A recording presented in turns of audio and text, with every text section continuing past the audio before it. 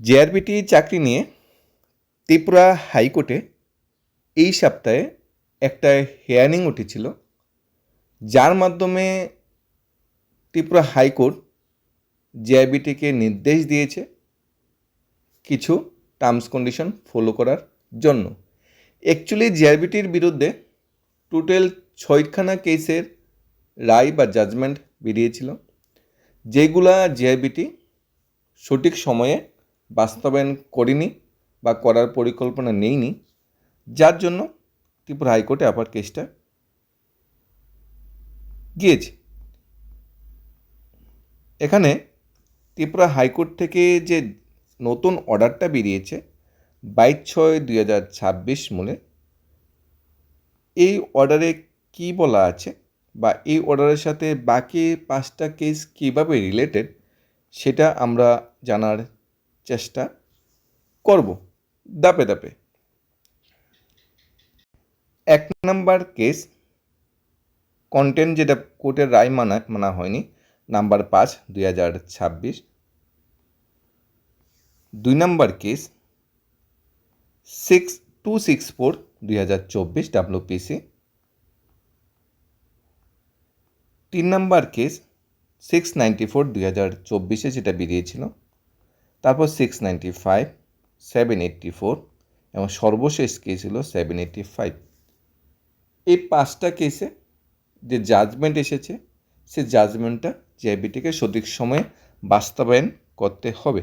এখন দেখা যাচ্ছে কি, এই জাজমেন্টটা বাস্তবায়ন করতে গেলে বিগত মেরিট লিস্টে যারা অনেকে চাকরি পেয়েছে তাদের চাকরি থেকে ছাঁটাই করতে হবে, কারণ হাইকোর্ট থেকে ক্লিয়ারলি উল্লেখ করে দেওয়া হয়েছে নতুন করে মেরিট লিস্ট প্রিপেয়ার করতে হবে। আগে যে লিস্টটা প্রিপেয়ার করা হয়েছিল সেটার ভিত্তিতে অনেকগুলো ভুল ত্রুটি ছিল, যেগুলো সংশোধন করে নতুন করে মেরিট লিস্ট প্রিপেয়ার করতে হবে। এই যে জাজমেন্টটা নতুন করে মেরিট লিস্ট প্রিপেয়ার করতে হবে, যে জাজমেন্টটা বেরিয়েছিল সেটা বেরিয়েছিল 30 এপ্রিল 2026, এবং তার কি 2 মাস আগে একটা জাজমেন্ট বেরিয়েছিল, সেটা বেরিয়েছিল কিঙ্কর ভূমিকের যে কেসটা, যে 430খানা যে ভ্যাকেন্ট পোস্ট আছে সেইগুলা technical non technical category wise নতুন করে মেরিট লিস্ট প্রিপেয়ার করে ইন্টারভিউ নিয়ে চাকরি ব্যবস্থাপনা করা। এটাও সময় শেষের পথে, সময় প্রায় শেষ, কিন্তু জেআইবিটি কিন্তু এখনও কিন্তু সেই রায়টা এখনও বাস্তবায়ন করতে পারেনি। এখনও কিন্তু ফিজিক্যাল ভেরিফিকেশন চলছে, তারপর ইন্টারভিউ কবে হবে, ফাইনাল মেরিট লিস্ট, মানে চতুর্দিক দিয়ে বর্তমানে জেআইবিটি বেকায়দায় পড়ে আছে। তাই জেআইবিটি 2 স্বপ্ন দেখাটা একটা অবাস্তব, কারণ জেআইবিটি 1 নিয়ে কিন্তু বর্তমানে জেআইবিটি অনেকটা ফেঁসে গিয়েছে।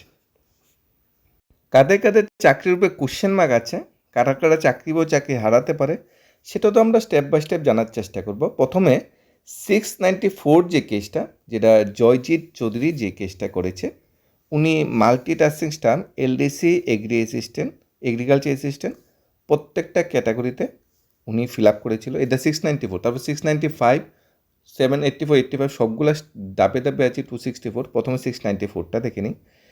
According to him, he is suffering from benchmark disability under category of low visual improvement as per clause section 34। উনি রিটেন প্লাস ভাইবা মিলিয়ে স্কোর করেছে 49.78। ফিজিক্যালি হ্যান্ডিক্যাপ বিশেষভাবে সক্ষম ব্যক্তি হিসেবে উনি 49.78 পেয়েছে, কিন্তু ওনার থেকে কম নাম্বার পেয়েছে এরকম ক্যান্ডিডেটটা কিন্তু চাকরির সুযোগ পেয়েছে বিষ্ণুপদ দাস, ওনার থেকে কম নাম্বার পেয়েছে লাভলি বর্ধন, অমরেন্দ্র রিয়াং, বিকাশ রিয়াং, ওনারা কিন্তু ওনার থেকে কম নাম্বার পেয়ে চাকরি পেয়েছে। সিমিলারলি 695 কেসের ভিত্তিতে যেটা হয়েছে, 695 কেসের ভিত্তিতে যেটা হয়েছে, petitioner last candidate who selected PH candidate under the clause 87 is higher than the marks score of the petitioner, 87 owner number, but বাকি যারা নাম্বার পেয়েছে ওনার থেকে কম নাম্বার পেয়ে সিলেক্টেড হয়েছে। 784-এ Shri Ranjit Debnath participate selection process WPC 694 2024, ওনার গ্রুপ ডিতে 50.529 নাম্বার পেয়েছে, কিন্তু দেখা গিয়েছে সবচেয়ে লাস্ট যে ব্যক্তি নাম্বার পেয়েছে শান্তিপদ দাস, উনি পেয়েছে 40.258। তারপর অনেকে পেয়েছে 42.57, উনি 50 পেয়ে চাকরি পায়নি, কিন্তু 42 বা 40 পেয়ে কিন্তু অনেকে চাকরি পেয়ে গিয়েছে। তারপর 785 সিলেকশন প্রসেসে যিনি নাম্বার পেয়েছে 37.109, কিন্তু দেখা গিয়েছে 33 পেয়ে অনেকে চাকরি পেয়ে গিয়েছে। কিভাবে সেটা হয়েছে, কেন মেরিট লিস্টটা ঠিকঠাকভাবে ফলো আপ করা হয়নি, সেটা কিন্তু বিরাট বড় একটা কোশ্চেন দাঁড়িয়েছে। জেআরবিটির সেই ভুলের জন্য কিন্তু অনেকে চাকরি পেয়েও কিন্তু চাকরি হারাতে হবে। এখন কি ভুলটা কি হয়েছে সেটা আমরা দেখে নিই। এখানে বলা হয়েছে এসসি এসটি যারা ব্যাকওয়ার্ড ক্লাসেস যারা আছে তাদের রিজার্ভেশনটা ফলো আপ করা হয় ভার্টিক্যাল রিজার্ভেশন, যেটা জেআইবিটি ঠিকঠাক ফলো আপ করেছে। কিন্তু যারা ফিজিক্যালি হ্যান্ডিক্যাপ ক্যান্ডিডেট বা এক্স সার্ভিসম্যান যারা আছে তাদের রিজার্ভেশনটা ফলো করা হয় হরাজেন্টাল রিজার্ভেশন। হরাজেন্টাল রিজার্ভেশনে কী করা হয়, প্রথমে যারা যারা মেরিট লিস্ট অনুযায়ী সবাই নাম সিলেক্ট করা হয়। ইউআর এসসি এসটি কিছুই দেখা হবে না, সবাই নাম সিলেক্ট করা হবে। সিলেক্ট করে যারা যারা চাকরি পাবে তাদের সবাইকে চাকরি দিয়ে দেওয়া হবে মেরিট লিস্ট নয়। যদি ফিজিক্যাল হ্যান্ডিক্যাপ ক্যান্ডিডেটের জন্য 100খানা পোস্ট খালি থাকে তাহলে প্রথম সারির 100 জনকে চাকরিটা দেওয়া হবে, চাকরি দেওয়া হবে।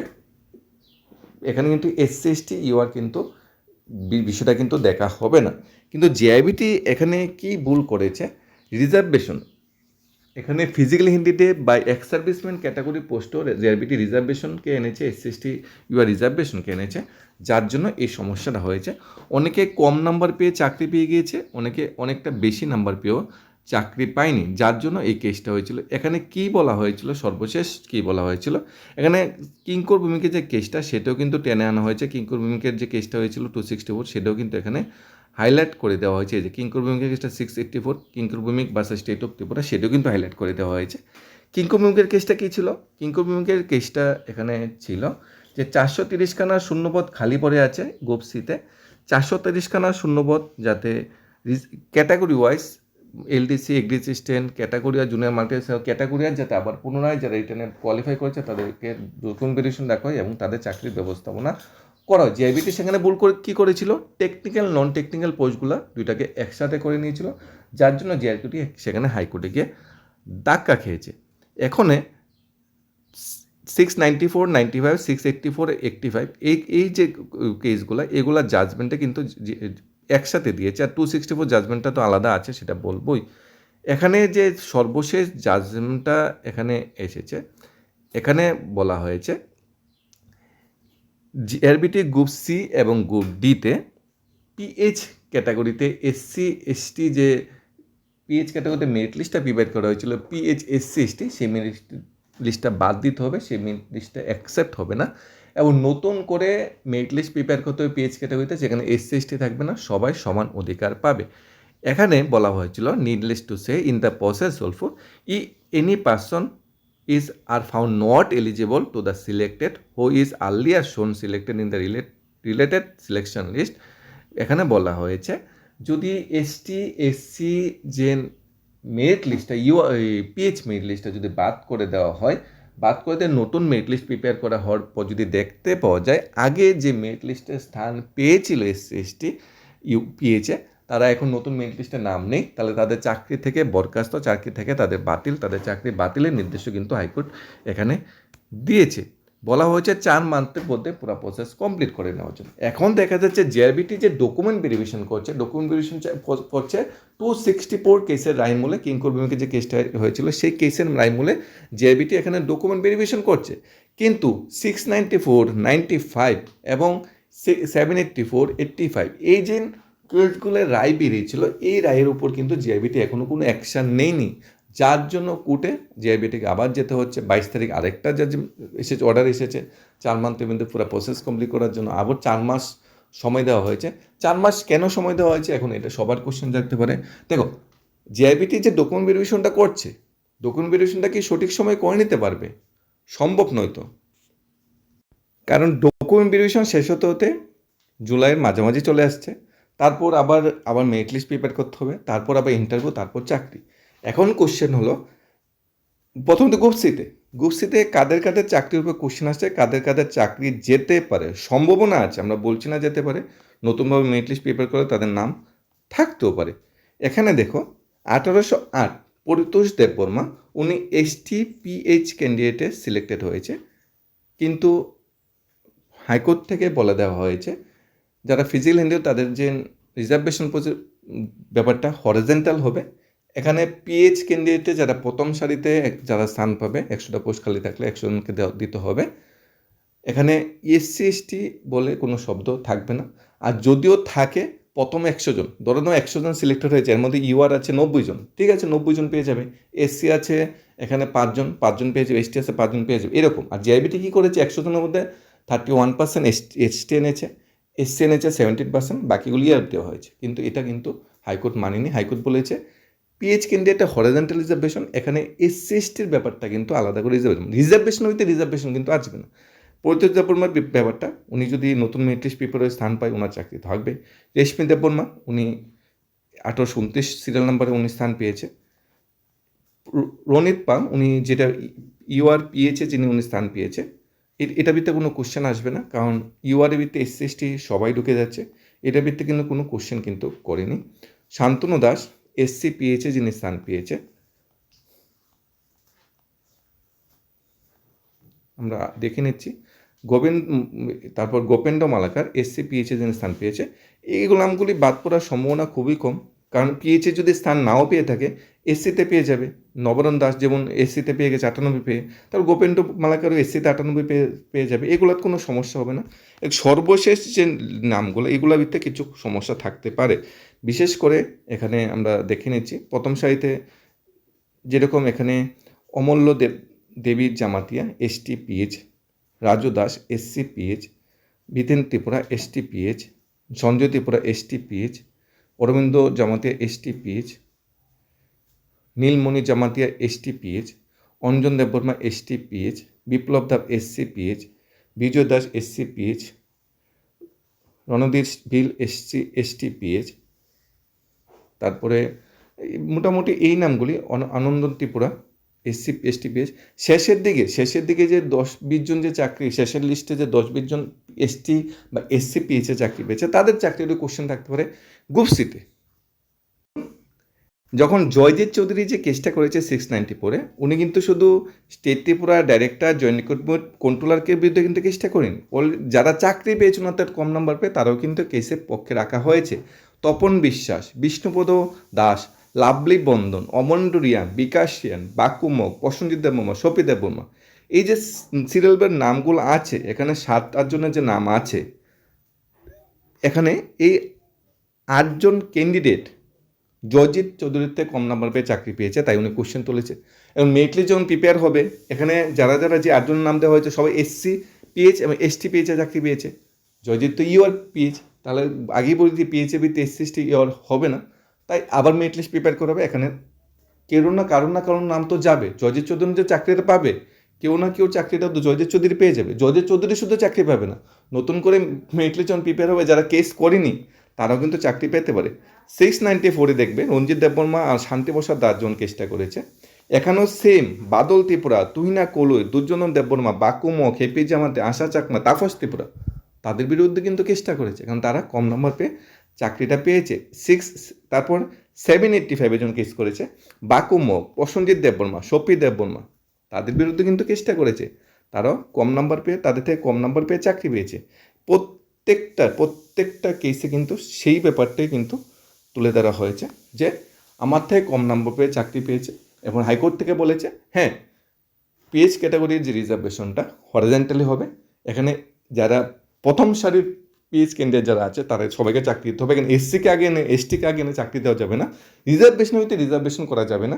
এখানে কিন্তু ভার্টিক্যাল রিজার্ভেশন JIBT করেছে, ভুল করেছে, কতগুলো ভুল করেছে কি বলবো। কেস একটা পর একটা কেস, এতভাবে হয়রানি। 2020 সালে প্রসেস এখনও শেষ করতে পারছে না। 430 খানা পোস্ট খালি রেখে দিয়েছে, লোক নেই। এদিকে ITI পাস করে বসে আছে, আমাকে চাকরি দিচ্ছে না, আমার মেরিট লিস্টে নাম আসছে না, লোক পাওয়া যাচ্ছে না। ধাক্কা খেয়েছে, বলছে কি কম বুঝে নাকি, JIBT কম বুঝে নাকি, কি একটা তুফানি খেয়েছে, হাইকোর্ট থেকে একটা ধাক্কা খেয়েছে। বলেছে এত TCS IPS অফিসার আছেন, আপনারা বুঝতে পারছেন না যে এখানে টেকনিক্যাল নন টেকনিক্যাল পোস্ট আছে, দুইটা একসাথে কেন কীভাবে মেরিট লিস্ট পেপার করলেন? সবগুলা ক্যান্ডিডেটকে আবার ডাকেন, সবাই ফিজিক্যাল ভেরিফিকেশন করে দেখে নেন যে টেকনিক্যাল কোয়ালিফিকেশন অনেকে আছে কি না, যদি থাকে তাদের চাকরিটা দেন, পোস্টগুলি খালি রেখেছেন কেন? 430 জন চাকরি পেলে 430টা পরিবার গুছিয়ে যাবে। ভুল করেছে। আবার ভুল করেছে রিজার্ভেশন ফলো কি জানে না, হরিজন্টাল রিজার্ভেশন কি ভার্টিক্যাল রিজার্ভেশন কি বুঝতে পারছে না জেআরবিটি, সেখানে ভুল করে, সেখানে আবার অনেকের চাকরি যেতে পারে, চাকরি জেলে দায়ভারটা কে নেবে? টিআরবিটিকেও সেম দেখেছি, পোস্ট গ্রাজুয়েট চাকরি অফার আগামী দিন বন্টন করবে, আগের দিন রাতে মেরিট লিস্ট চেঞ্জ করে দিল, বলেছে রিজার্ভেশন ফিল আপ করা হয়নি, 2 জনের চাকরি হবে না। এখন শোনা যাচ্ছে অফার দেওয়ার পরও পোস্ট গ্রাজুয়েট টিচারে শোনা যাচ্ছে আরও 3 থেকে 4 জনের চাকরি জয়নিং ব্যবস্থা করা হবে না, কারণ ওমেন রিজার্ভেশনটা ঠিকঠাক তারা বুঝতে পারেনি, মানেনি। শিক্ষিত বড় বড় ডিগ্রি নিয়ে যদি বড় চেয়ারে বসে যদি নর্মাল রিজার্ভেশন পলিসি এটা যদি না মানে, টেকনিক্যাল নন টেকনিক্যাল পোস্টের বিষয়টা যদি একসাথে গুলিয়ে নেই, তাহলে তো আর করা যাবে না।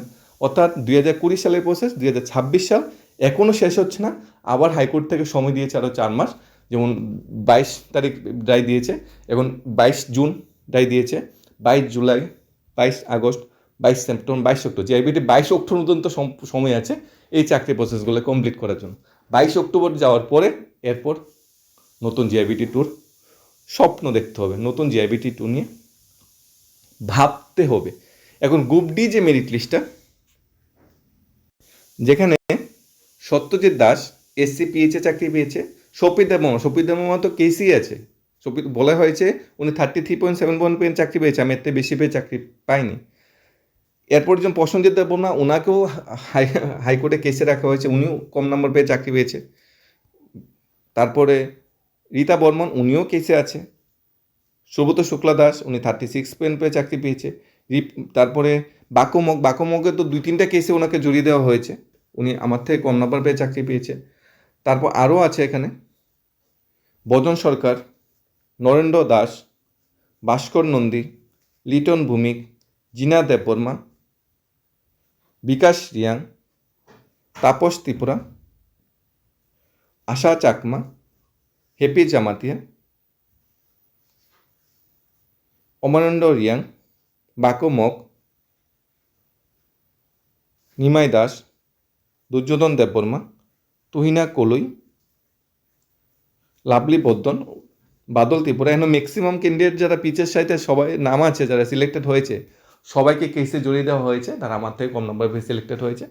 এখন যদি নতুন করে মেরিট লিস্ট আসবে 30 এপ্রিল থেকে 4 মাস ধরে নাও, মে, জুন, জুলাই, আগস্টের লাস্ট ডেটের মধ্যে, মানে আগস্ট মাসের মধ্যে নতুন করে মেরিট লিস্ট প্রিপেয়ার করে চাকরি দিতে হবে। তাহলে তারা যারা চাকরি অফার, যারা মেরিট লিস্টের নাম ছিল, যারা অলরেডি 2-3 বছর 1 বছর চাকরি করে নিয়েছে, তাদের কী হবে? তাদের দায়ভারটা কে নেবে? এই ভুলের খেসরটা যারা চাকরি পেয়ে গিয়েছে তারা কেন দেবে? সে কোশ্চেন উত্তর কি জেআরবিটির কাছে আছে? প্রত্যেকটা জেআরবিটি বোর্ড যখন গঠন করা হয়, সেখানে এসসি ওয়েলফেয়ার ডিপার্টমেন্ট থেকে, এসটি ওয়েলফেয়ার ডিপার্টমেন্ট থেকে কিন্তু লোক থাকে রিজার্ভেশন পলিসি মেনটেন করার সময়। এখানে পিএইচ ক্যাটাগরি যারা ক্যান্ডিডেট আছে, তাদের রিজার্ভেশনটা ফলো আপ করার জন্য আদৌ কেউ ছিল কি না, সেটাও কোশ্চেন মার্ক। আর তারা ভার্টিক্যাল হরিজন্টাল রিজার্ভেশন কেন বুঝতে পারছে না, সেটাও কিন্তু বিরাট কোশ্চেন মার্ক। যেমন ওমেন রিজার্ভেশনটা কী হয়? ওমেন রিজার্ভেশনটা হরিজন্টাল রিজার্ভেশন হয়, যেমন 33% ওমেনদের চাকরি দিতে হবে। এখানে 33% মধ্যে আবার এসসি 33% যদি 100 জন হয়, 100 জনের ভিতরে এসটি 31, এসসি 17, ইউআর বাকি, এরকম কিন্তু নয়। 33% হরিজন্টাল ওমেন রিজার্ভেশন কি, 33% মহিলা যারা প্রথম সারিতে চাকরি পেয়েছে, মেরিট লিস্টে নামছে, তাদের সবাইকে দিতে হবে, এসসি এসটি ইউআর দেওয়া যাবে না। কিন্তু এখানেও যদি রিজার্ভেশন ফলো করে তাহলে ভালো, শেষ। এখন জেআরবিটি ভাগ্য ভালো, এক্স সার্ভিসম্যান ক্যাটাগরিতে যারা চাকরি পেয়েছে তারা কেস করেনি। এক্স সার্ভিসম্যান ক্যাটাগরিতে যদি যারা চাকরি পেয়েছে তারা যদি কেস করতো, এখানে কিন্তু অনেকটা বড় দরবার হতো, কারণ এক্স সার্ভিসম্যান ক্যাটাগরিটাও কিন্তু হরিজন্টাল রিজার্ভেশন। জেআরবিটি এক্স সার্ভিসম্যানের ক্ষেত্রেও কিন্তু এসসি এসটি ইউআর নিয়ে এসেছে, যেটা বিরাট বড় একটা ভুল করেছে। মার্কেটিং স্টাফেও 63খানা শূন্যপদ এখনও খালি পড়ে আছে, এক্স সার্ভিসম্যান জন্য 18খানা, URA ST ex serviceman 16, PWD 17, SC ex serviceman 8, PWD 3। এখানে দেখো ইউআরএ এক্স সার্ভিসম্যান খালি পড়ে আছে, মেনে নেওয়া যায়। এসটিতে 34খানা সিট খালি পড়ে আছে, এক্স সার্ভিসম্যানের 17, পিডাব্লিউডির জন্য 17, ex serviceman 17, ex serviceman URA 18, ex serviceman এসসিতে 8টা।